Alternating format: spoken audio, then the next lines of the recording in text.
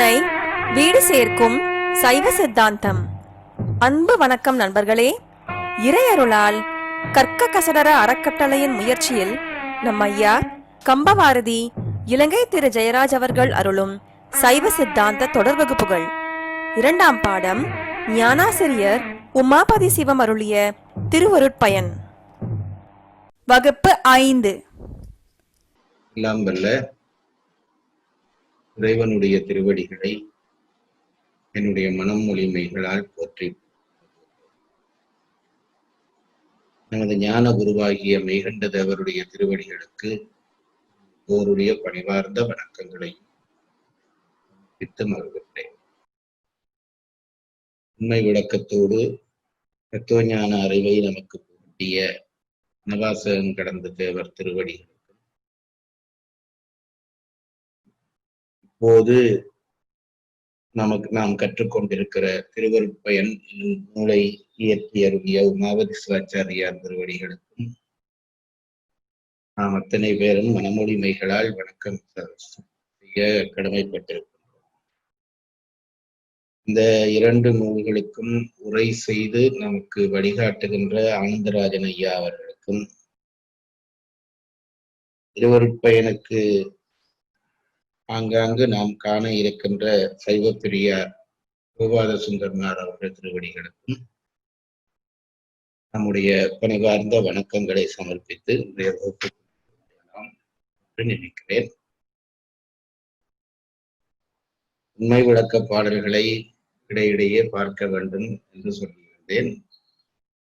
அதற்கான தயார் நிலையில் நீங்கள் இருக்கிறீர்களோ இல்லையோ தெரியவில்லை. இன்றைக்கு இல்லாவிட்டால் அடுத்த வகுப்பிலே கூட நாம் அதை பார்த்துக் கொள்ளலாம். ஒரு தரம் இந்த பாடல்கள் காதில் விழுந்து கொண்டிருப்பது, தொடர்ச்சியாக விழுந்து கொண்டிருப்பது நல்லது என்பது என்னுடைய அபிப்பிராயம். இன்றைக்கு திருவருட்பயனுக்குள்ளே நடைகிறோம். சித்தாந்த அட்டகம் என்று சொல்லப்படுகிற சித்தாந்த நூல் 14 நூல் 8 நூல்களை ஏற்றி தந்த உமாபதி சிவாச்சாரியார் சந்தனாச்சாரியார்களுக்குள்ளே 4வதவராக கருதப்படுகிறவர். அந்த உமாபதி சிவாச்சாரியார் அவர்கள் இயற்றிய திருவருட்பயன் என்கின்ற நூலை குரட்பா வடிவிலே இயற்றப்பட்ட நூல். அந்த நூல் 10 அதிகாரங்களையும் 100 குறள்களையும் சித்தாந்த அறிவு நோக்கி உமாபதி சிவாச்சாரியர் அவர்கள் அந்த நூலிலே பதிவு செய்திருக்கிறார். ஒரு காப்புச்செய்யிலும் அதனோடு சேர்ந்து மொத்தமாக 101 குறள்கள் அடங்கிய நூலாக இந்த திருவருட்பயன் என்கின்ற நூல் அமைந்திருக்கிறது. நேற்றைய தினம் சைவ பெரியாருடைய நூலில் படிக்கிற பொழுது இந்த நூல் அமைப்பு பற்றி அவர் சொன்னதை நாம் கேட்டோம். இறைவனுடைய திருவருளும் அதனால் எய்தப்படுகிற பயனும் என்று இந்த நூல் தலைப்பை அவர் 2 விதமாக பிரித்து கொண்டார். உள்ளே இருக்கக்கூடிய 10 அதிகாரங்களிலே முதல் 5 அதிகாரங்களும் இறைவனுடைய திருவருளை சொல்வதாகவும், அதற்கடுத்த 5 அதிகாரங்கள் அந்த திருவருளால் எய்தப்படும் பயனை சொல்வதாகவும் சொல்லி, அந்த ஒவ்வொரு அதிகாரமும் எதனை விளக்கப்படுத்துகிறது என்ற செய்திகளை நேற்று சைவ பெரியார் நூலாக பார்த்தோம். அதற்கு பிறகு காப்புச்செய்யுள் நற்குஞ்சரக்கன்று நன்னில் கலைஞானம் கற்கும் சரக்கு அன்று தான் என்கின்ற அந்த காப்புச்செய்யுள். அதில் ஒவ்வொரு சொல்லுக்குமாக அவர் பொருள் சொல்லுகிறார். நல்ல என்பதற்கு ஒரு பொருள், குஞ்சரக்கன்று என்பதற்கு குஞ்சரம் என்று சொன்னதற்கான காரணம் அது ஏன் என்பதை பற்றி நேற்று சொன்னார். அது விநாயக ரூபம் என்பது, யானை வடிவம் என்பது நாத விந்துக்களினுடைய குறியீட்டு தொடர்பினாலே வந்தது. நாதத்துக்கு கீறு, விந்துவுக்கு வட்டம், இரண்டும் சேர வருகிற பொழுது இந்த கோடும் வட்டமும் சேர்ந்ததான அந்த அமைப்பு யானையினுடைய தும்பிக்கை போல இருக்கிற காரணத்தினாலே யானை முகம் கொண்டவர் போன்ற என்று உரை எழுதுகிற பொழுது எழுதினார். அந்த விநாயக பெருமானை, அவர் எந்நேரமும் அவருக்கு தொடக்கமும் இல்லை முடிவும் இல்லாதவர் என்றபடியால் என்றைக்கும் இளமையாக இருக்கிறவர் என்பதை சொல்ல கன்று என்ற சொல்லை போட்டார். நன்னில் என்பதற்கு 2 பொருள் சொல்லுகிறார்கள். நாம் அவரை நன்னினாலும் அல்லது அவர் நம்மை நன்னினாலும் என்று 2 பொருள் சொல்லுகிறார்கள். கலையும் ஞானமும் நூலறிவும் தத்துவ அறிவும் கற்க வேண்டிய பண்டங்களாக இருக்காது என்று விநாயக பெருமானுடைய வணக்கத்தின் பெருமையை சொல்லி அதற்கு பிறகு நூலுக்குள்ளே நுழைகிறார். நூலினுடைய முதல் குறள் சைவப்பெரியாருடைய கருத்தின்படி கடவுளினது இயல்பு கூறுவது என்று தலைப்பிட்டு அவர் எழுதியிருக்கிறார். அகர உயிர் போல அறிவாகி எங்கும் நிகர் இல் இறை மிக்கு நிறைந்து என்பது அந்த நூலினுடைய முதற் குறளாக அமைகிறது. இறைவனுக்கு ஒரு உவமை சொல்ல வேண்டி இருக்கிறது. நம்முடைய அறிவுக்கு எட்டாத இறைவனை விளங்குவதற்கு உவமையை தேடுகிறார்கள். ஓரளவாவது ஒரு உவமை கிடைக்கிறதா என்று தேடுகிற பொழுது அவர்கள் எல்லோருக்கும் கிடைத்த உவமை அகரம் என்கின்ற தமிழெழுத்தினுடைய முதல் எழுத்து.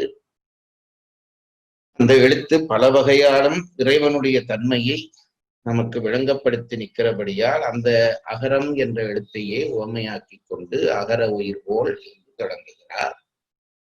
அகர உயிருக்கு இருக்கிற சிறப்பு அது தானாக தோன்றுவது, இன்னொன்றினுடைய விகாரமாக பிறக்காமல், மற்றைய அச்சரங்களை போல விகாரமாக பிறக்காமல் தானாக தோன்றுகிற அச்சரமாக அந்த அகர அச்சரம் இருக்கிறது. இறைவனும் அப்படிப்பட்டவன் என்பது ஒன்று.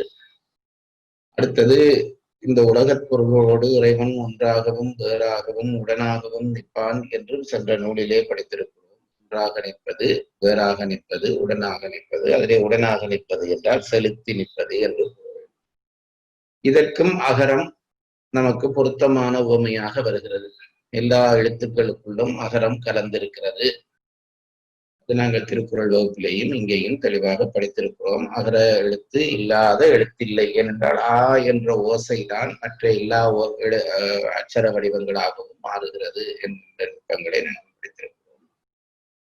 ஆகவே அந்த ஒன்றாக அந்த எழுத்துக்களோடு கலந்து நிற்கிற தன்மை என்ற ஒன்று அகரத்துக்கு உண்டு. அதே நேரத்திலே தான் ஒரு தனி அச்சரமாக வேறாகவும் நிற்கிறது.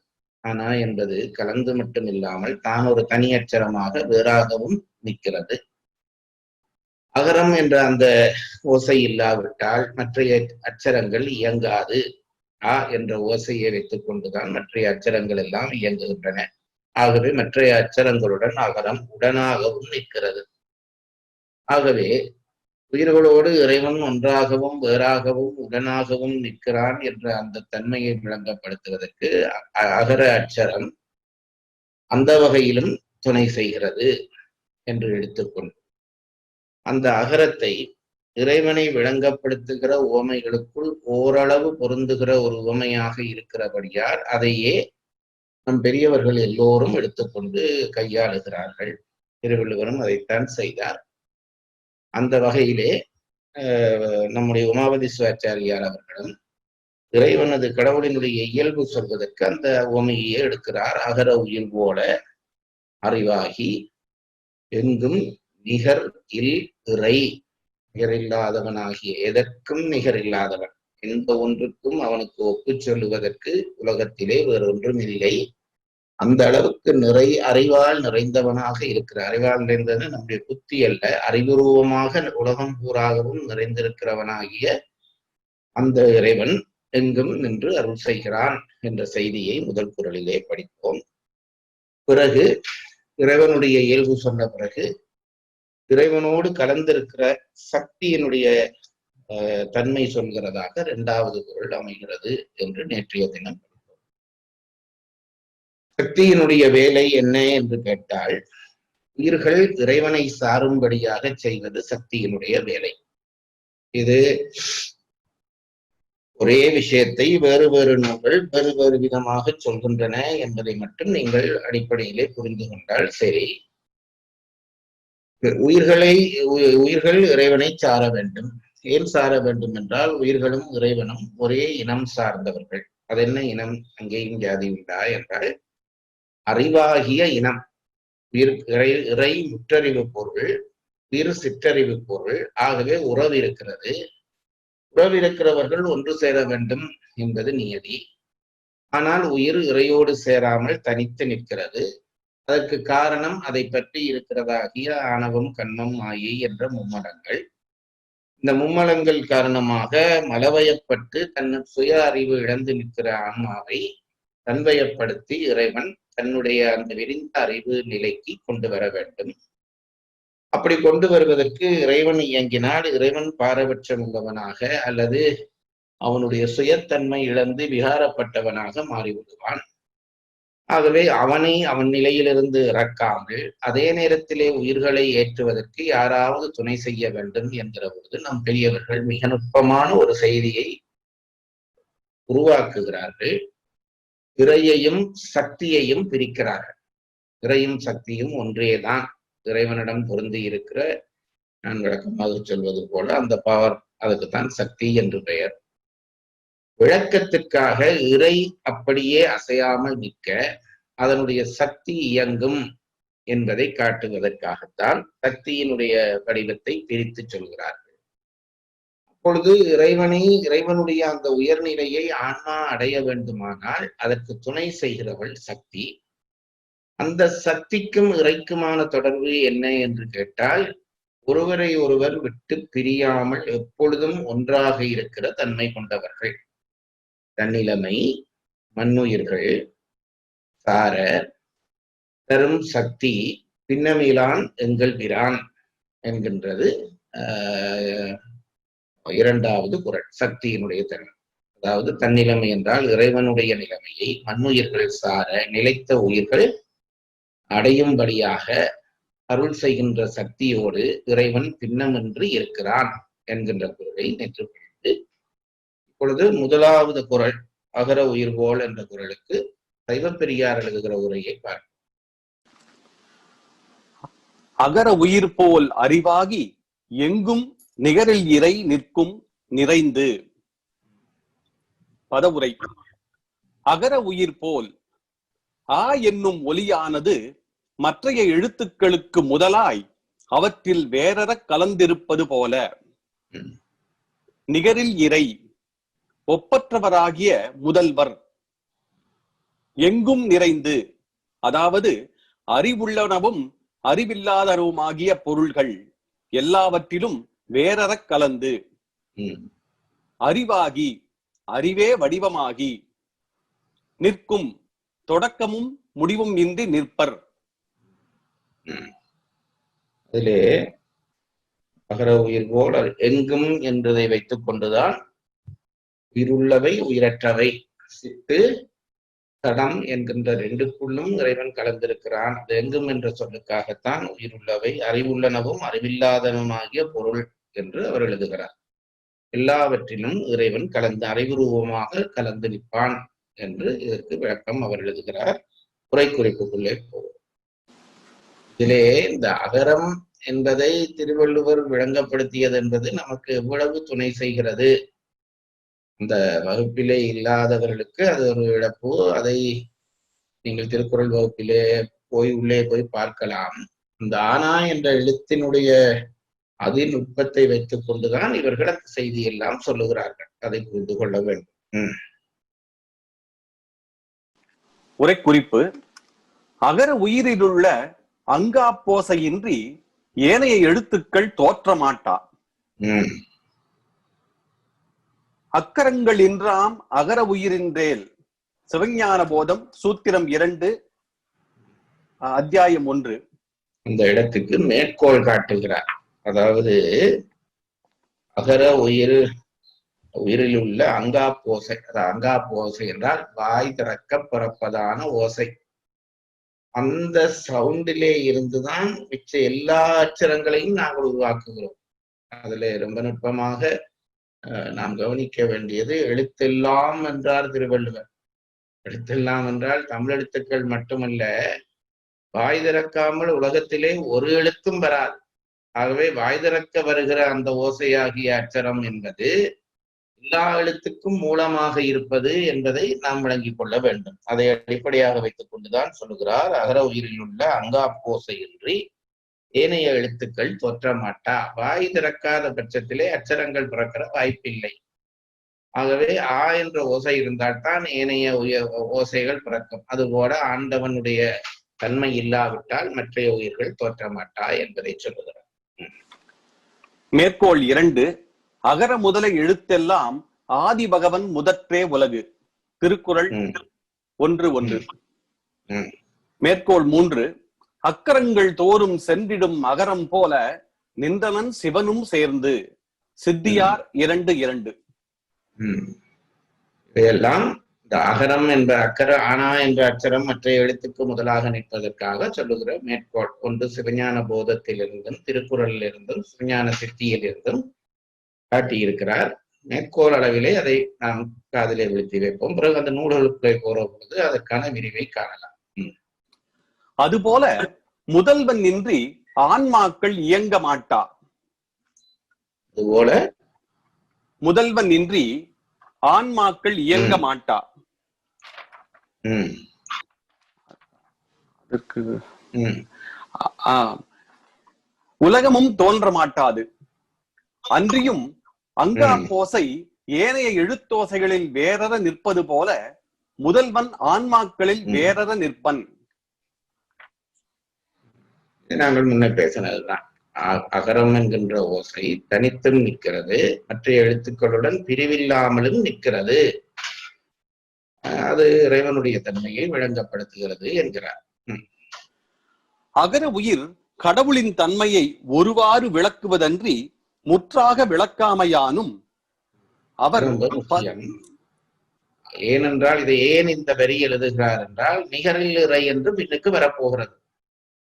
நேற்றே நான் உங்களுக்கு சொன்னேன், நிகரில் இறை என்றால் ஒப்பில்லாத இறைவன், எந்த ஒன்றாலும் ஒப்பில்லாத இறைவன்.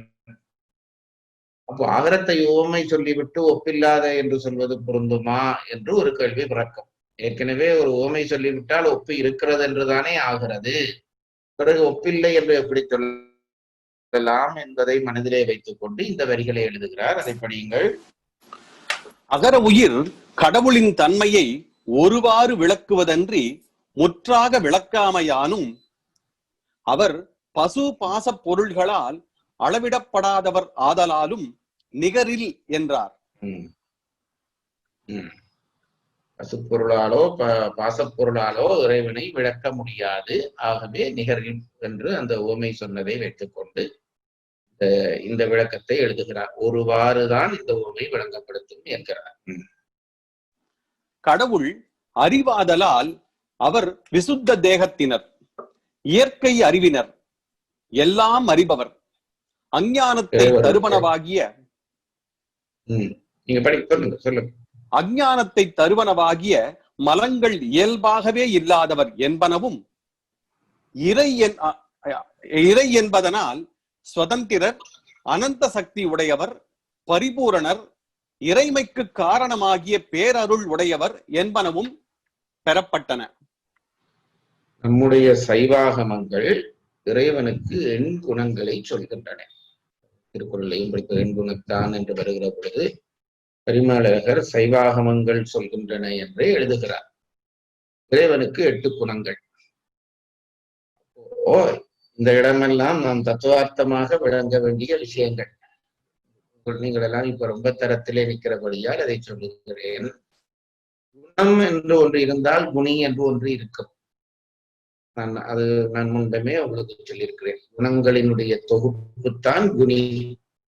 இப்போ இறைவனுக்கு எண் குணம் சொன்னால் இறைவனுக்கு ஒரு குணி இருக்கிறது என்று ஆகிவிடும். அதை நாம் புரிந்து கொள்ள வேண்டும். சைவாகமங்கள் 8 குணங்கள் இருக்கிறது என்றால் 8 குணங்களுடைய தொகுப்பாக இறைவன் இருப்பான் என்றால் இறைவனுக்கு ஒரு வடிவு இருக்கிறது அல்லது இறைவன் உருவத்துக்கு உட்பட்டவன் என்ற ஒரு குற்றம் வராதா என்ற கேள்வி வந்தால் நீங்கள் சற்று கூர்ந்து கவனித்தால் இந்த எண்குணங்களும் நம் கருத்துக்கு அகப்படாத தன்மையை, இறைவனுடைய தன்மையை விளங்கப்படுத்துவதாகத்தான் சொல்லப்பட்டிருக்கிறது. நமக்கு அதாவது வார்த்தைக்கு உட்பட்டிருக்கிறதே தவிர ஆழ சிந்தித்தால் அந்த ஒவ்வொன்றும் நம் கருத்துக்கு அப்பாற்பட்டது என்பதை தெரிந்து கொள்ள வேண்டும். இதிலே 4 குணங்களாக 2 வார்த்தைகளை வைத்துக் கொண்டு விளங்கப்படுத்துகிறார். முதல் இதை சொல்லுங்கள். கடவுள் அறிவாதலால் அவர் விசுத்த தேகத்தினர், இயற்கை அறிவினர், எல்லாம் அறிபவர், அஞ்ஞானத்தை தருவனவாகிய மலங்கள் இயல்பாகவே இல்லாதவர். அதாவது கடவுள் அறிவாதலால் அவர் விசுத்த தேகத்தினர். அவருடைய தேகத்தையே நாம் வழங்க முடியாது. விசுத்த தேகம் என்பது இதுக்கு சரியான வார்த்தை நான் நினைக்கிறேன். அசுத்த கலப்பில்லாத வடிவத்தை கொண்டவர் என்றால் நம்முடைய அறிவுக்கு அது அகப்படாது.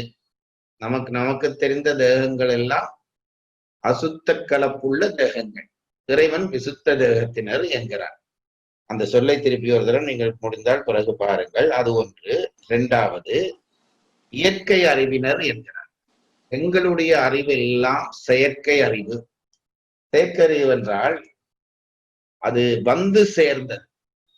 நம்முடைய அறிவுகள் எல்லாம் ஏதோ ஒரு வகையிலே அல்லது ஏதோ ஒரு பிறவியிலே நம்மிடம் வந்து சேர்ந்ததே தவிர நம்முடைய உயிருக்கு சொந்தமான அறிவாக நம்மிடம் இப்பொழுது இருக்கிற அறிவு இல்லை. இறைவனுடைய அறிவு இயற்கையானது. இயற்கை என்ற சொல்லை அதை எப்படி விளங்க வேண்டும் என்றால், விகாரப்படாமல், ஒன்றினுடைய சேர்க்கை இல்லாமல் அது அதனுடைய இயல்பிலேயே அது இருக்க வேண்டும். அதாவது சில பேருடைய நல்ல குணங்கள் இயற்கையிலேயே அவருக்கு நல்ல குணம் என்று சொல்லுகிறோம் அல்லவா? அது வந்து சேர்ந்த ஒன்றல்ல, அவருடைய இயல்பிலேயே அது இருக்கும். அதுபோல சில பேருக்கு கெட்ட குணங்களும் இருக்கும். ஆகவே இறைவனுடைய அந்த தன்மையை சொல்லுகிற பொழுது அவருடைய அறிவு என்பது சேர்ந்த அறிவல்ல, இயல்பாகவே அவரிடம் பொருந்திய அறிவு என்பதை 2வது குணமாக சொல்கிறார். அதுவும் நம் அறிவுக்கு விளங்கப் போகிற விஷயம் இல்லை. நமக்கு தெரிந்த அறிவு என்பதெல்லாம் சேர்ந்ததினால் வந்த அறிவு. இயற்கை அறிவை நாம் அறிந்ததும் இல்லை, உணர்ந்ததும் இல்லை. எல்லாம் அறிபவர். அப்படி உலகத்திலே ஒருவரும் இருக்கிறதான வாய்ப்பில்லை. ஒவ்வொரு பகுதியை அவருடைய அறிவு இயற்கை அறிவு. அதனால என்ன செய்வார் என்றால் அவர் முற்றையும் அறிவார். முற்றும் அறிகிற தன்மை கொண்டவர், எல்லாம் அறிந்தவர். அஞ்ஞானத்தை தருவனவாகிய மலங்கள் இயல்பாகவே இல்லாதவர். அது இந்த வார்த்தை பிரயோகங்கள் எல்லாம் தேடி எடுத்து தத்துவக்காரர்கள் பயன்படுத்துகிற வார்த்தைகள். அதாவது மலங்களினின்றும் இயல்பாகவே நீங்கியவர் என்றால், நீங்கியவர் என்று சொல் வந்த உடனேயே நமக்கு ஒரு குழப்பம் பெறும். அப்ப இறைவனிடமும் மலம் இருந்து நீங்கியதா என்றால் அதற்காகத்தான் அந்த இயல்பாக என்று வார்த்தையை போடுகிறார். மலங்களிலே இருந்து அவரிடம் மலங்கள் என்றைக்குமே பொருந்தி இருந்ததில்லை. அதைத்தான் இயல்பாக நீங்கியவர் என்ற வார்த்தையாலே சொல்லுகிறார். இறை என்பதனால் சுதந்திரர். இறை என்றால் தலைவன் போன்ற வர அர்த்தங்களை தருகிற சொல் இறை. நாங்கள் இறைமாட்சி என்று திருக்குறளிலே படிக்கிறோம் அல்லவா? தலைவனுக்கு இருக்கக்கூடிய தகுதி என்னென்றால் அவன் முடிவெடுக்கலாம். எந்த ஒரு நிறுவனத்திலும் சரி, வீட்டிலும் சரி, தலைவனாக இருக்கிறவனுக்கு என்ன தகுதி இருக்க வேண்டும் என்றால் அவன் தான் நினைத்தபடி முடிவெடுக்கிற ஆற்றலை கொண்டிருக்க வேண்டும். ஆகவே இங்கே இறை என்றபடியால் சுதந்திரர் என்ற வார்த்தை பிரயோகத்தை பயன்படுத்துகிறார். அனந்த சக்தி உடையவர். அவருடைய சக்திகளுக்கு எல்லை இல்லை. நம்முடைய நமக்கும் எல்லாருக்கும் சக்தி உண்டு, ஆனால் எல்லைப்படுத்தப்பட்ட சக்திகள். இறைவனுடைய சக்திக்கு எல்லை இல்லாத, அது எந்த விதத்திலும் இல்லாத சர்வகிருத்தன் என்ற வார்த்தையாலே அவரை பயன்படுத்துவார்கள். எல்லாம் செய்யக்கூடியவர். அப்படி நமக்கு தெரிந்து உலகத்திலே ஒருவரை நாம் அறிய மாட்டோம். ஆகவே அந்த விதத்திலும் இறைவன் நம் எண்ணங்களுக்கு அப்பாற்பட்டு நிற்கிறான். பரிபூரணர். அது அடுத்தது, பூரணத்தன்மை கொண்டவர். அப்படி நாம் உலகத்திலே யாரையும் சந்தித்ததில்லை. பூரணத்தன்மை கொண்டவர் என்பதை சொல்வதற்காக பரிபூர்ணன், முழுமையுற்றவர். இறைமைக்கு காரணமாகிய பேரருள் உடையவர். நல்ல தலைவனுக்கு இருக்க வேண்டிய முக்கியமான தன்மை என்னவென்றால் அவன் அருட்தன்மை உடையவனாக இருக்க வேண்டும். அவன்தான் தலைவனாக இருக்கலாம். அது உலகியலிலும் பொருத்தம், அருளியலிலும் பொருத்தம். இறைவன் தலைவன் என்று சொன்னால் எல்லா உயிர்களையும் நேசிக்கிறவன் தான் தலைவனாக இருக்க முடியும். அப்படி நேசிக்காத ஒருவன் எந்த ஒன்றுக்கு, ஒரு குடும்பத்துக்கும் தலைவனாக இருக்க முடியாது, ஒரு நிறுவனத்துக்கும் தலைவனாக இருக்க முடியாது, ஒரு தேசத்துக்கும் தலைவனாக இருக்க முடியாது. கடைசி தன்னுடைய காவலில் இருக்கக்கூடியதான கடைசி உயிர் வரைக்கும் கருணை செய்கிற தன்மை இருக்க வேண்டும். அப்படி இருந்தால் அந்த அருளுக்கு பேரருள் என்று பெயர். நாங்கள் அன்பு படித்திருக்கிறோம், அருள் படித்திருக்கிறோம். அன்பும் அருளையும் தரிசிக்கிறோம். ஞானிகளிடம் அருளை தரிசிக்கிறோம், அன்பை இல்லறத்தாரிடம் தரிசிக்கிறோம். பேரருள் என்பதை இறைவனிடம்தான் தரிசிக்கிறோம். ஏனென்றால் அதிலே பேதம் இல்லாமல் எல்லார் மேலும் செல்லுகிற கருணை என்றபடியால் அது பேரருள் என்று சொல்லப்படுகிறது. கடவுள் அறிவாதலால் அவர் விசுத்த தேகத்தினர், இயற்கை அறிவினர், எல்லாம் அறிபவர், அஞ்ஞானத்தை தருவனவாகிய மலங்கள் இயல்பாகவே இல்லாதவர் என்பனவும், இறை என்றதனால் சுதந்திரர், அனந்த சக்தி உடையவர், பரிபூரணர், இறைமைக்கு காரணமாகிய பேரருள் உடையவர் என்பனவும் பெறப்பட்டன. இவ்வெட்டு தன்மைகளும் கடவுளுடைய எண் குணங்கள் எனப்படும். மேற்கோள்: சர்வஜதா, திருப்தி, அநாதி, போதகா, ஸ்வதந்திரதா, நித்யம், அலுப்த சக்தி, அனந்த சக்தி ச நிராமயாத்மா, விசுத்த தேகா, சகா சிவத்வமேதி. சர்வஞானோத்தரம். சர்வஞானோத்தரம் என்பது ஒரு ஆகமத்தினுடைய பெயர். ஆகமங்கள் பல உண்டு. 28 மூலாகமங்கள், 200 உபாகமங்கள் இருக்கின்றன. இதிலே ஒரு ஆகமம் இது. இந்த ஆகமத்திலே இருந்து மேற்கோள் எடுத்து காட்டுகிறார். இந்த எண்குணங்கள் பற்றி ஆகமங்கள் பேசியிருக்கின்றன. இதிலே சிவபெரியாருக்கு கிடைத்த வாய்ப்பு என்னவென்று கேட்டால், அவர் வடமொழியிலே நல்ல ஆட்சி உடையவர், நன்றாக படித்திருக்கிறார். அவர் ஒரு விஞ்ஞானமானவர். இதெல்லாம் அவரிடம் ஒரு விசித்திரமான கலவை, அவரிடம் சேர்ந்த கலவை. ஆன்மீகத்திலும் இந்த அளவு ஈடுபாடோடு இருந்தவர். அதனாலே ஆகமத்திலே இருந்து இந்த எண்குணம் என்பதற்கு மேற்கோள் காட்டிவிட்டு போகிறார். நிற்கும் என்பதனால் என்றும் உள்ளவர் என்பதும், அகர உயிர் போல அறிவாகி எங்கும் நிகர் இறை. எண்குணங்களினாலே மற்றவர்களுக்கு நிகர் இல்லாதவனாக இருக்கிற அந்த இறைவன் நிற்கும் என்று சொல்ல அந்த சொல்லுக்கு பொருள் சொல்லுகிறார். என்ன சொல்லுகிறார்? என்றும் உள்ளவர், என்றும் உள்ளவர். அவர் எப்ப இருக்கிறார் என்பதற்கு ஒரு கால நியதிகள் வகுக்க முடியாது என்பதை சொல்லுகிறார். நிற்கும் என்பதனால் என்றும் உள்ளவர் என்பதும், அசைவற்றவர், அதாவது நிர்விகாரி, நிர்விகாரி, விகாரம் இல்லாதவர். விகாரம் இல்லாதவர். இந்த தன்மைதான் இறைவனையும் சக்தியையும் பிரிக்க வைக்கின்றன நமக்கு. இல்லாவிட்டால் இறைவன் இருக்கிறதுனாலே ஆன்மாவுக்கு எந்த பயனும் இல்லாமல் போய்விடும். நிற்கும் என்ற வார்த்தை 2 சொல்லுகிறது என்றால், என்றும் உள்ளவர் என்பதையும் சொல்லுகிறது, விகாரமற்றவர் என்பதையும் சொல்லுகிறது. ஒரே தன்மையவராய் நிற்கும் என்கின்ற அந்த கருத்தையும் அந்த சொல் உள்ளடக்கி நிற்கிறது என்கிறார். அதாவது உங்களுக்கு தெரியும், இந்த தேங்காயை மட்டையை உரித்து உரித்து உரித்து உரித்து உள்ளே இருக்கிற காயை எடுப்பார்கள். இந்த தேங்காய் உரிக்கிறது பார்த்திருப்பீர்கள். அதுபோல சிறந்த உரையாசிரியர்கள் இந்த பாடல் வரிகளில் இருக்கிற சொற்களிலே இருக்கக்கூடிய அந்த சொற்களை அப்படியே இழுத்து இழுத்து பிப்பார்கள். ஒவ்வொரு சொல்லாக பித்து பித்து உள்ளே இருக்கக்கூடிய தேங்காயை காட்டுவார். அதுபோலத்தான் இந்த சொல்லு. ஆனால் சொல்லு இவர்கள் இருக்கிற வகையிலே பொருளுக்கு இடம் கொடுக்க வேண்டும். நிற்கும் என்ற சொல்லுக்கு இவர் 2 சொல்லுகிறார். என்றும் உள்ளவர் என்று ஒரு அர்த்தம் சொல்லுகிறார். விகாரமற்று நிற்பவர் 2க்கும் அந்த சொல் பொருந்துகிறது. அப்படி சொல்லிடம் தர வேண்டும், பிறகு அந்த கருத்திடம் தர வேண்டும். இந்த 2ம் இடம் தந்தால்தான் அது பொருண்மைக்கு சிறப்பாக இருக்கும். நிற்கும் என்பதற்கு 2 அர்த்தம் சொன்னார். மேலே நிற்கும் என்பதனால் என்றும் உள்ளவர் என்பதும், அசைவற்றவர், அதாவது நிர்விகாரி, நிர்விகாரி விகாரம் இல்லாதவர், விகாரம் மாறுதல் என்பதும் பெறப்படும். அகர உயிர் போல் என்பதற்கு ஏனைய எழுத்துக்களுக்கு அகரம் உயிராதல் போல என்று பொருள் கொள்வாரும் உளர். அகரமாகிய உயிர் என்று ஒரு அர்த்தம். மற்றைய எழுத்துகளுக்கும் உயிர் போல அகரம் நிற்கிறது. அதாவது அகரம் இல்லாவிட்டால் மற்ற எழுத்து இல்லாமல் போய்விடும். உயிர் இல்லாவிட்டால் எப்படி ஒரு உடம்பு இல்லாமல் போய்விடுமோ அதுபோல அகரம் என்ற ஓசை இல்லாவிட்டால் மற்ற அச்சரங்கள் அழிந்து போய்விடும் என்றபடியால், அப்படியும் அகரம் உயிர் போல் என்பதற்கு மற்றைய உயிர்களுக்கு உயிர் போல் இருப்பது அகரம் என்று பொருள் சொன்னாலும் சிறப்பு என்று சுட்டி காட்டுகிறார். அதோட முடியுதுங்கய்யா முதல் குறள் ஐயா சைவ பிரியர்து. இரண்டாவது குறளுக்கு நாம ஆனந்தராஜன் ஐயாவுடைய உரை முழுக்க வாசிட்டோமா? இல்லைங்கய்யா, ஒரு பத்தி வாசிச்சிருக்கோம். அதையும் ஒரு வாசிச்சுட்டு இதை வாசி. சரிங்க. குறள் 2. சத்தியோடு கூடியவன் தன்னிலைமை மன்னுயிர்கள் சார தரும் சத்தி பின்னமிலான் எங்கள் பிரான். பொருள்: ஒருவனாகிய எம் இறைவன் பிறப்பு இறப்பில் படாமல் என்றும் ஒரு தன்மையனாய் உள்ளவன். அந்த நிலைமையை பலவாகிய உயிர்களும் பெரும்படியாக செய்யும் தனது சக்தியோடு அவன் வேறின்றி நிற்கிறான்.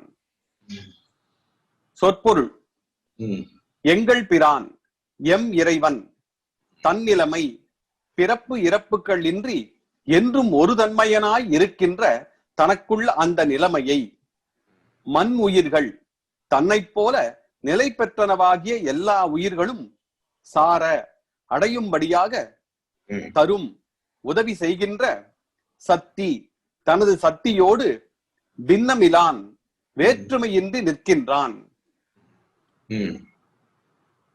இறைவனுடைய சக்தியை பல கூறுகளாக தத்துவ நூல்கள் விரித்து சொல்ல போகின்றன. நம்முடைய ஆகமங்களிலே இருந்து பெற்றுக்கொண்ட செய்திகள் தான் சக்தி வடிவங்களை பல ரூபங்களாக சொல்ல போகிறார்கள். என்னென்ன ரூபத்தில் என்ன. அதனால்தான் கோயில்களிலே தாய் வடிவங்களுக்கு ஒரு அளவில்லை. எத்தனையோ வடிவங்கள் தாய், ஒவ்வொரு அட்சரங்களுக்குமே ஒரு தாய் வடிவம் வைத்திருக்கிறார். 51 அட்சரங்களுக்கும் 51 வடிவம் கொண்டு தாய் ரூபமாக கொண்டு அவற்றை ஓதுகிற முறை எல்லாம் இருக்கிறது. இந்த சக்தியோடு இறைவன் பின்னம் என்று நிற்கிறான். பலவாக தோன்றுவதாலே அவை வேறு வேறல்ல, இறைவனுடைய சக்தியாகிய ஒன்றேயாம் என்பதைத்தான் இந்த குறளிலே விளக்கம் செய்ய வேண்டும். அதை ஐயா செய்ய போகிறார். வாசியுங்கள். விளக்கம்: தன்னிலைமை அறியாமையை செய்யும் ஆணவ மலமும் பிறவி துன்பத்தை தரும் கர்ம மலமும் அசுத்தமாகிய மாயா மலமும் ஆகிய மும்மலங்களின் தொடர்பை உடையன உயிர்கள். இம்மலத்தொடர்பினாலேயே அவை பிறப்புட்படுகின்றன. இறைவன் மலத்தோடு சிறிதும் தொடர்பில்லாதவன். அது பற்றியே நின்மலன் எனப்படுகின்றான். மல சம்பந்தம் இன்மையால் அவனுக்கு பிறப்பில்லை என்பது அறியப்படும். மாற்றம் என்பது பிற பொருளின் வயப்படுவதால் வருவது. இறைவன் மாற்றம் மாற்றம் என்பது பிற பொருளின் வயப்படுவதால் வருவது. இறைவன் மலங்களின் வயப்படாமல் தன்வயத்தனாய் நிற்பவன். ஆகவே அவன் மாற்றமடையாமல் என்றும் ஒரு தன்மையனாய் நிற்பான் என்பது அறியப்படும். இவ்வாறு பிறப்பிற்படாதும் இவ்வளவும் ஐயா தன்னிலைமை என்ற அந்த வார்த்தையை வைத்துக் கொண்டு இறைவனுடைய தன்மைகளை எல்லாம் பிரிக்கிறார். இவ்வாறு பிறப்பிற்படாது என்றும் யாதொரு மாற்றமும் இன்றி நிற்பதே இறைவனின் நிலைமையாகும். உயிர்கள் மலங்களின் வசப்பட்டு நிலையில்லாத உலக சார்பை எய்தி மாறி வரும் பிறவி சுழற்சியில் பட்டு திரிகின்றன. இச்சுழற்சியிலிருந்து விடுபட்டு உயிரானது ஒரு நிலைப்பட்ட தன்மையை எய்த வேண்டுமாயின் என்றும் ஒரு தன்மையனாய் உள்ள இறைவனை சார்தல் வேண்டும்.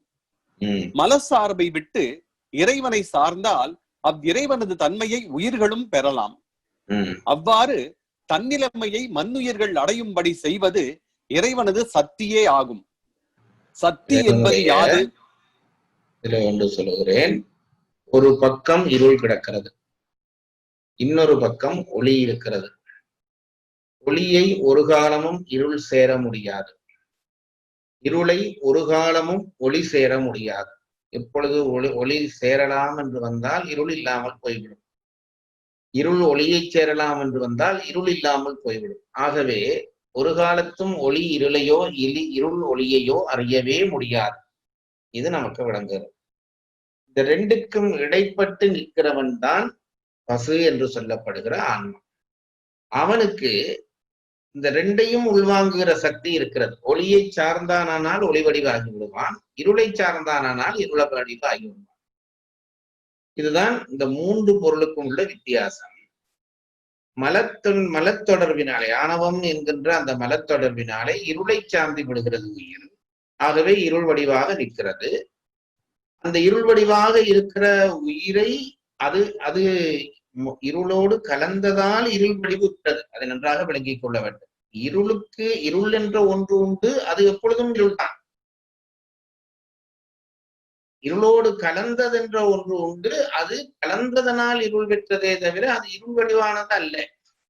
இப்பொழுது இறை ஒளியே வடிவானது, மலம் இருளே வடிவானது. இந்த ஆன்மா இருளை கலந்ததனாலே இருள் வடிவு பெற்று இருக்கிறது. அதன் மேலே கொண்ட கருணையினாலே இறைவன் என்ன செய்வான் என்றால், அந்த உயிரை ஈர்த்து தன்னுடையதாக ஆக்கி தன்மையை ஒளித்தன்மையை கொடுப்பான். அதுதான் தன்னிலைமை மண்ணுயிர்கள் சார தருகின்றவன் என்று அந்த பெயரை வைக்கிறார். ஆகவே இறைவன் அந்த தன்னுடைய இறைத்தன்மையை கொடுப்பதற்கு ஆன்மாவை ஈர்க்க வேண்டும். ஈர்ப்பதற்கு அவன் நிலைத்த தன்மை கொண்டவன் என்றபடியால் இயங்க மாட்டான், அவனுடைய சக்தி ஊடாக இயங்க போகிறான் என்பதுதான் இதனுடைய அடிப்படை செய்தி. படியுங்க அந்த இடத்தை. உயிர்கள் மலங்களின் வசப்பட்டு நிலையில்லாத உலக சார்பை எய்தி மாறி வரும் பிறவி சுழற்சியில் பட்டு திரிகின்றன. இச்சுழற்சியிலிருந்து விடுபட்டு உயிரானது ஒரு நிலைப்பட்ட தன்மையை எய்த வேண்டுமாயின் என்றும் ஒரு தன்மையனாய் உள்ள இறைவனை சார்தல் வேண்டும். மலசார்பை விட்டு இறைவனை சார்ந்தால் அவ்விறைவனது தன்மையை உயிர்களும் பெறலாம். அவ்வாறு தன்னிலைமையை மண்ணுயிர்கள் அடையும்படி செய்வது இறைவனது சக்தியே ஆகும். சக்தி என்பது யாது, அதன் செயற்பாடுகள் யாவை என்பதை இங்கு சுருக்கமாக காண்போம். இதுவரை படிச்சோங்க. சிவமும் சக்தியும். ஒருவனாகிய இறைவன் தானும் தன் சக்தியும் என இரு தன்மைப்பட்டு நிற்பன். இதனை எளிதில் விளங்கிக் கொள்வதற்கு 2 எடுத்துக்காட்டுகள் உள்ளன. ஒன்று சூரியனும் அதன் ஒளியும், மற்றொன்று நெருப்பும் அதன் சூடும். சூரியன் பொருள், ஒளி அதன் குணம். நெருப்பு பொருள், சூடு அதன் குணம். இவ்வாறு பொருளும் குணமும் சக்தி என்றும் சொல்லலாம். சூரியன் பொருள், ஒளி அதனுடைய சக்தி, நெருப்பு பொருள், சூடு அதனுடைய சக்தி. இதுல ரொம்ப நுட்பமான ஓமைகள் இந்த ஓமைகள். இதுல என்ன கவனிச்சு நீங்கள் பார்த்தீங்கன்னா தெரியும். சூரியன் பொருள், ஒளி அதனுடைய சக்தி அல்லது குணம் என்கிறோம் அல்லவா. ஒளியை நீக்கிவிட்டால் சூரியன் இல்லை, சூரியனை நீக்கிவிட்டால் ஒளி இல்லை. ஆகவே இந்த சிவமும் சக்தியும் ஒன்றை விட்டு ஒன்று நில்லாது, ஆனால் ஒன்றுக்குள்ளே 2ஆக நிற்பது என்பதை விளங்கப்படுத்துவதற்கு இந்த 2 ஓமையும். அதுபோல நெருப்பிலே சூட்டை நீக்கிவிட்டால் நெருப்பு இல்லை, நெருப்பை நீக்கிவிட்டால் சூடு இல்லை. அதான் இந்த பழைய திருவிளையாடல் படத்திலே சக்தியின்றி சிவமா, சிவமா சக்தியான்ற ஒரு சிவாஜியும் சாவித்திரியும் ஒரு போட்டி போடுவார்கள். 2ம் ஒன்றை விட்டு ஒன்று நிற்காது. ஆனால் பிரிவுத்தன்மை கொண்டு ஒன்று நிற்க ஒன்று இயங்கி வேலை செய்யும். சூரியன் எங்கோ நிற்க சூரிய ஒளி குளத்திலே இருக்கிற தாமரையை விரிய செய்கிறது. அப்போ இதை யார் செய்தது என்றால், சூரியன் செய்ததா ஒளி செய்தது என்றால் ஒளிதான் வந்து செய்தது. ஆனால் அந்த ஒளி சூரியன் இல்லாவிட்டால் இல்லை. அப்படியானால் தாமரையை விரிய செய்தது சூரியன் என்றும் சொல்ல. நாங்கள் பொதுவாக சொல்லுகிறோம் பொழுது எப்படி சொல்லுகிறோம்? சூரியனாலே தாமரை விரிந்தது என்று சொல்கிறோம். சூரியனாலே விரியவில்லை, சூரியன் பேசாமல் இருக்க அதனுடைய ஒளி விரிய செய்தது. அதுபோல ஆன்மாவை உய்ய செய்வது சிவன் அல்ல, சிவனுடைய சக்தி என்பதை உணர்த்துவதற்காக இந்த ஓமைகளை சொல்கிறார். இவ்வாறு பொருளும் குணமும் என 2ஆய் சொல்லும்படி நின்றாலும் உண்மையில் அவை 2ம் ஒன்றேயாம். பொருளை இன்றி குணம் இல்லை. திருப்ப தோசையை திருப்பி போட சொல்றது போலத்தான் இது ஒழுங்கு பண்ணுகிறார்கள். இது ஒரு அடிப்படை செய்தி, உள்ளே போக வேண்டும். இறை சக்தி என்பது 2ஆக தோன்றுகிற ஒன்று அல்லது ஒன்றாக தோன்றுகிற 2. இது நன்றாக தெரிந்தால்தான் இறை பந்தப்படாமல் உயிர்களை ஈர்க்கிற தன்மை நமக்கு தெரிய வரும். அப்போ இறை இல்லாமல் சக்தி என்று ஒன்று தனியே இருக்கிறது, அதுதான் பந்தப்படாமல் உயிர்களை திரோதானமாகவும் அருள் சக்தியாகவும் என்று இருக்கிறது என்றால் அது சக்தி என்ற வேறொரு பொருளுக்கான ஆற்றலாக போயிடும். அப்படியானால் கடவுள் என்கின்றவர் ஒன்று என்று சொல்ல முடியாது. ஒரே கடவுள் தான், அதனுடைய சக்தி வேறுபட்டு நின்று வேலைகளை செய்து காட்டுகிறது. பொருளை இன்றி குணம் இல்லை, குணம் இன்றி பொருள் இல்லை. அதுபோல சிவம் என்பது பொருள், சக்தி அதன் குணம். சிவமும் சத்தியும் என இரண்டாய் சொல்லும்படி நின்றாலும் அவை வேறு பொருள்கள் அல்ல. உண்மையில் அவை இரண்டும் ஒன்றேயாம். தானும் சத்தியும் ஒரு பொருளே என்பதை உணர்த்தவே சிவபெருமான் ஓர் உடம்பிலே ஆண் பெண் என இரு திறத்தனாய் காட்சியளிக்கிறான். அர்த்தநாரி வடிவத்தை சொல்லுகிறார். அதாவது சக்தி என்றால் திரும்ப திரும்ப சொல்லுகிறேன். இப்ப ஐயா கூட என்ன செய்கிறார் என்றால் சக்தியை ஒரு தாய் வடிவமாக வைத்து இந்த இடத்திலே விளங்கப்படுத்துகிறார். சக்தி என்பது பவர் தான், அதனுடைய ஆற்றல் தான், அதுல எந்த சக்தியும் இல்லை. அதை பிரித்து பார்க்க வேண்டும் என்பதைத்தான் அவர் விளங்கப்படுத்துகிறார். ஒன்றுக்குள்ளே ரெண்டு இருக்கிறது என்று விளங்கப்படுத்துகிறார். அதை உணர்த்துவதற்காகத்தான் அர்த்தநாரி வடிவம் என்ற அந்த வடிவத்தை கொண்டு வருகிறார்கள். சக்தி எனினும் ஆற்றல் எனினும் ஒன்றே. இறைவனது சக்தியாய் ஆற்றலாய் நிற்பது அவனது பேரறிவே ஆகும். சக்தி தன் வடிவேது எண்ணில் தடையிலா ஞானமாகும் என்பர். இந்த அர்த்தநாரி வடிவம் கூட அது சொல்ல முடியாத ஒன்றை சொல்லுவதற்காக அப்படி அமைத்திருக்கிறார்கள். அர்த்தநாரி வடிவம் என்பது ஆணும் பெண்ணும் கலந்தது என்பதை எப்படி காட்டுவது? ஆண் தன்மையும் பெண் தன்மையும் கலந்ததை காட்டுவதற்காக பாதி ஆணாகவும் பாதி பெண்ணாகவும் யாரோ ஒரு சிற்பியினுடைய மனதிலே அந்த தோற்றம் வந்திருக்கிறது, வடித்திருக்கிறார். ஆனால் அந்த வடிவம் அல்ல சிவ வடிவம். அது நான் முன்பு உங்களுக்கு சொன்னேனோ தெரியவில்லை. என்னுடைய நண்பர் ஒருவர் இருந்தார், கர்மநாயகம் என்று. அவர் ஒரு பைத்தியக்கார போக்குள்ளவர். அவர் இப்போது இல்லை. அவர் தான் எனக்கு எப்போது சொல்லுவார், இந்த அர்த்தநாரி வடிவத்திலே சிவன் இப்போ வந்தால் வீதியிலே எல்லாரும் கல்லை விட்டு அடிப்பார்கள் என்று சொல்லுவார். அரவாசி சேலை உடுத்து அரவாசி டவுசர் போட்டு வந்தால் அது பார்க்க சகிக்கக்கூடிய மாதிரியா இருக்க போறது. அதுக்கு அவர் சொல்லுவார் என்னவென்றால், வேறு விதமாக இதை காட்ட முடியவில்லை, ஆகவே பாதி பாதியாக காட்ட வேண்டி இருக்கிறது. உண்மையிலே அது எப்படி இருக்கும் என்று கேட்டதற்கு அவர் பொது சொல்லுவார், ஒரு பெண் தன்மை கலந்த ஆண் அல்லது ஆண் தன்மை கலந்த பெண், இதுதான் அர்த்தநாரி வடிவம். இந்த பாதி பாதி இருக்கிறது என்பது உள்ளே இருக்கிற உணர்வு பாதி பாதி என்பதை உணர்த்த வேண்டுமே தவிர இந்த வடிவம் பாதி பாதி என்று விளங்கக்கூடாது என்று அவர் சொல்வார். அது ரொம்ப உண்மையான தன்மை.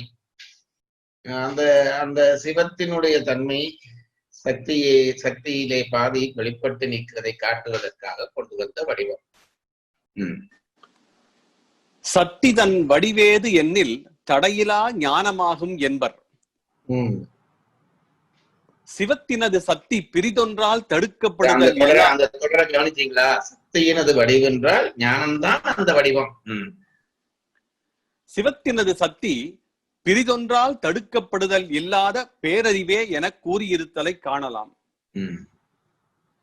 அதாவது ராத்திரி போய் தூங்குகிற பொழுது உங்களையும் உங்கள் சக்தியையும் பிரித்து கொஞ்சம் சிந்தித்து பாருங்க.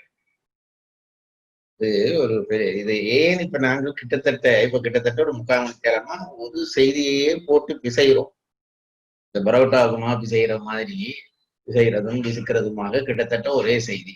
ஏன் இதை இவ்வளவு தூரம் சொல்லுகிறார்கள் என்றால், சரியான முறையில் புத்திபூர்வமாக விளங்குவது என்பது லேசான காரியம் இல்லை என்பது சொல்லுகிறார். அதுக்கு நான் எப்பவும் சொல்வது, இந்த கையை தூக்குகிறேன். யார் தூக்கியது? என்னுடைய கையை நான் தூக்குகிறேன். தூக்கியது யார்? உடனே நான் தூக்கினேன் என்று இல்லை, என் சக்தி தூக்கியது. புரிகிறதா உங்களுக்கு?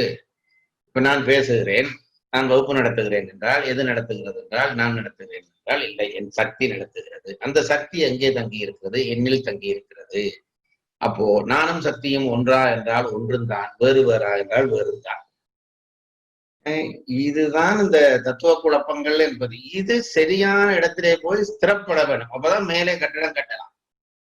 சிவமும் சக்தியும் என்பது பற்றிய தெளிவு, சிவம் என்கின்ற ஒன்றுக்குள்ளே பொருந்தி இருக்கிற சக்தி, ஆனால் அது வேறுபட்டு நின்று இயங்கும். சிவம் அதை இயங்க விட்டு அசையாமல் நிற்கும்.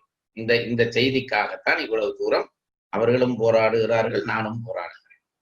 அது உங்கள் சக்தியை வைத்து நீங்கள் யார், சக்தி எது என்று கொஞ்சம் நேரம் பிரித்தீர்களானால் எல்லாம் தெளிவாகிவிடும். ஒன்று தெளிவாகும், இல்லாவிட்டால் தலைமையில பிரித்து கொண்டு ஒரு விதியில நடக்க வேண்டிய நிலைமையும் வரும். அது அவரவர் தகுதியை பொறுத்தது. ரொம்ப கஷ்டமா இருந்தா விட்டுடுங்கள், இல்லாட்டி இருந்து சிந்தியுங்கள். இப்பொழுது நான் ஒருவனை பேசினேன், பேசினது என்பது நானா அல்லது என் சக்தியா? அந்த சக்தி எங்கிருந்து புறப்பட்டது? இது இந்த ஆராய்ச்சி ஒரு தத்துவத்திலே ஒரு ரொம்ப தெளிவான விஷயம். அதை அதை சொல்வதற்காகத்தான் இவ்வளவு தூரம் அவர்கள் மெனக்கெடுக்கிறார். சூரியன் தானும் தன் ஒளிக்கதிரும் என இயைந்து நிற்கும். சேய்மையில் உள்ள தன்னிலையில் அது சூரியன் எனப்படும். அதன் ஒளிக்கதிர் உலகத்தில் பரவி உலகப் பொருள்களோடு தொடர்பு கொண்ட நிலையில் அது ஒளி எனப்படும். அதுபோல இறைவன் எவற்றுக்கும் மேலாம் நிலையில் தன்னளவில் நிற்கையில் சிவம் எனப்படுவான். அவனது நுண்ணிய பேரறிவாகிய சக்தி எல்லா பொருள்களிலும் அவற்றின் உள்ளும் புறம்புமாய் நீக்கமர நிறைந்து நிற்க, இவ்வாறு அவன் உலகு உயிர்களோடு தொடர்பு கொண்ட நிலையில் சக்தி எனப்படுவான். இதிலே இன்னும் பல விஷயங்கள் இதுக்குள்ளே இருக்கின்றன. சிவம் சக்தி விளக்கம் என்பது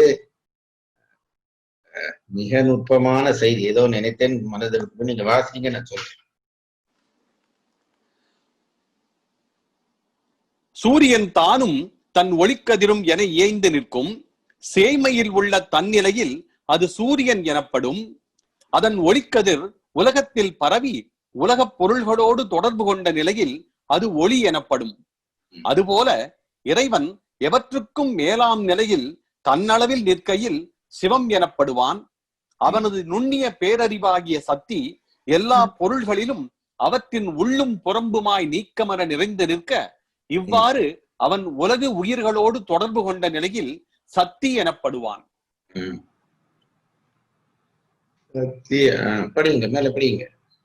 ஒருவனாகிய இறைவன் எல்லா பொருள்களிலும் இவ்வாறு இரண்டர கலந்து நிற்றல் அவனது சக்தியினாலே என்பது இதனால் விளங்கும். இக்கருத்தே முதற் செய்யுளில் அகர உயிராகிய ஓமையில் வைத்து உணர்த்தப்படும். சூரியன் எல்லாவற்றோடும் கலக்க முடியாது. சொல்றது உங்களுக்கு புரிகிறதா? உலக பொருளோட எல்லாம் சூரியன் வந்து கலக்க முடியாது, ஒளி வந்து கலக்கலாம். அதுபோல சிவம் எல்லாவற்றோடும் தான் கலக்க முடியாது, சக்தி எல்லாவற்றோடையும் கலக்கலாம். இந்த ஓமையினுடைய ஒவ்வொரு அம்சமும் நமக்கு செய்திகளை சொல்வதற்காக குறைவாகின்றன. இப்ப சூரியன் மேலே நிற்கிற சூரியன் என்னோடு கலக்க முடியாது, அது மூலப்பொருள். அதிலே இருந்து அதனுடைய சக்தியாக வருகிற ஒளி எல்லா பொருளோடும் கலக்கலாம். அதுபோலத்தான் இறைக்கும் சக்திக்கும் உள்ள பேதம் என்கிறார். இறைவன் உலக உயிர்களோடு கலந்து நின்று இயக்குகிறான் என்றும் கூறலாம். அவனது சக்தி அவ்வாறு கலந்து நின்று இயக்குகிறது என்றும் கூறலாம்.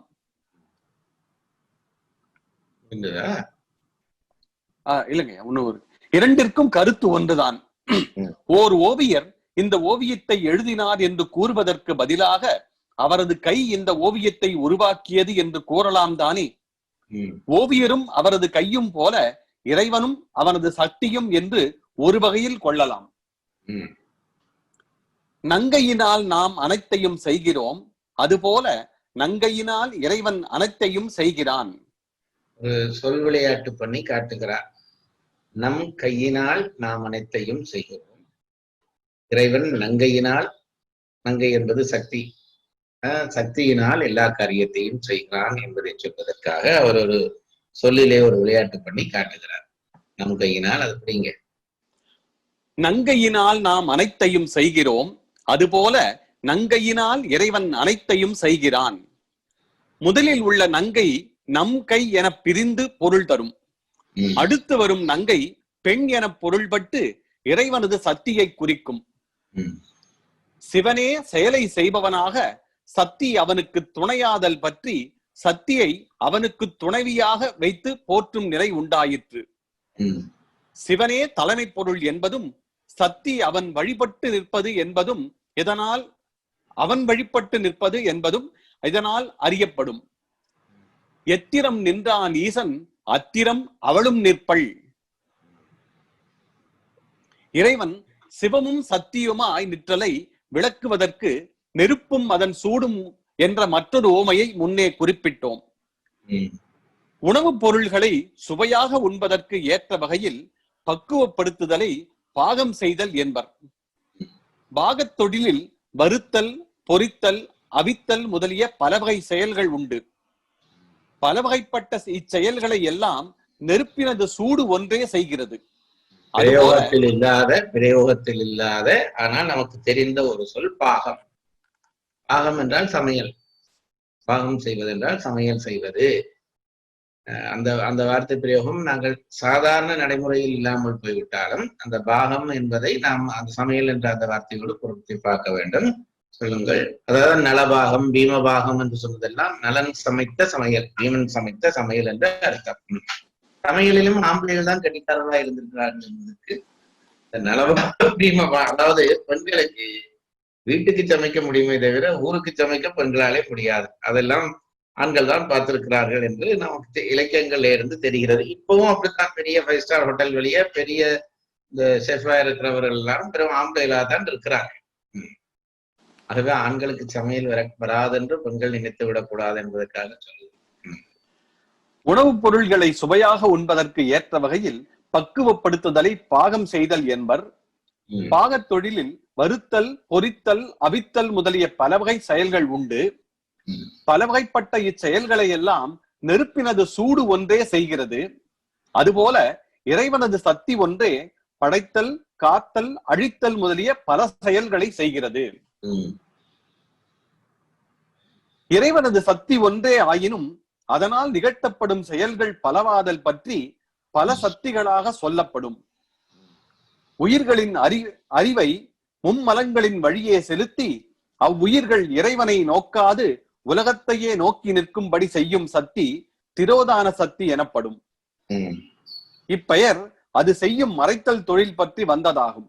திரோதானம் என்றால் மறைத்தல். இத்தொழிலால் பக்குவம் பெற்ற உயிர்களுக்கு ஞானத்தை கொடுத்து இறைவனை காட்டி இன்புறும்படி செய்யும் சக்தி அருட்சக்தி எனப்படும். இவ்வாறு இறைவனது சக்தி கட்டு நிலையில் உயிர்க்குயிராய் உடன் நின்று உயிர்கள் பக்குவம் பெறும்படி உதவும். முத்தி நிலையில் அவ்வாறு உடன் நின்று தன் நிலைமையை மண்ணுயிர்கள் பெறும்படி உதவும். அச்சக்தியோடு பிரிப்பின்றி நிற்கின்றான் எங்கள் பெருமான் என்பது இச்செய்யுளில் உணர்த்தப்பட்டது.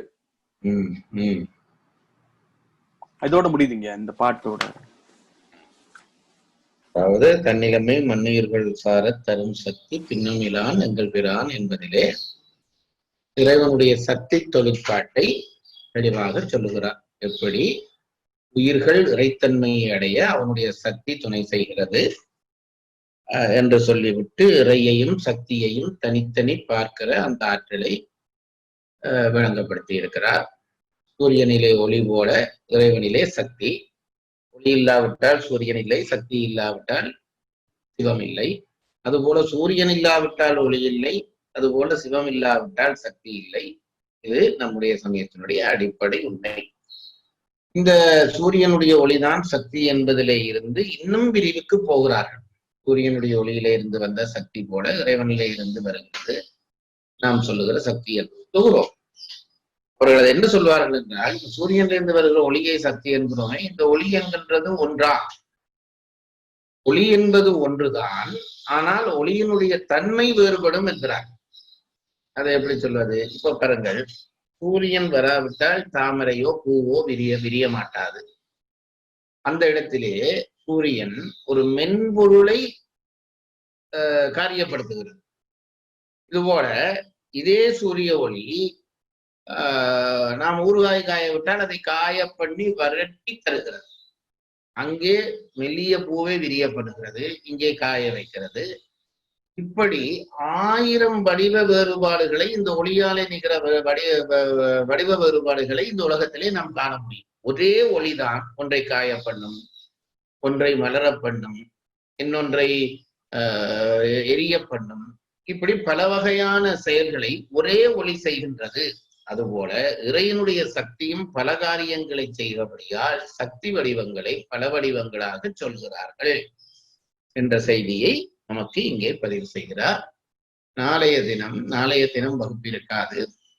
நாளை மறுநாள் வகுப்பிலே சைவப்பெரியார் இந்த குரல் பற்றி சொல்லுகிற உரையை படிப்போம். இன்றைக்கு இந்த அளவிலே வகுப்பை நிறைவு. உயிரை அன்பில் வளர்த்து அருளாக்கும் இம்முயற்சியில் இணைந்து பங்கேற்றமைக்கு நன்றி. இறைப்பணியான இம்முயற்சியின் மற்ற பதிவுகளை கேட்க www.karka.in வலைத்தளம் அல்லது யூடியூபில் கற்க கசடர சைவ சித்தாந்த தொடர் வகுப்புகள் என்ற இணைப்பிலும் காணலாம். நன்றி, வணக்கம். சிவார்ப்பணம்.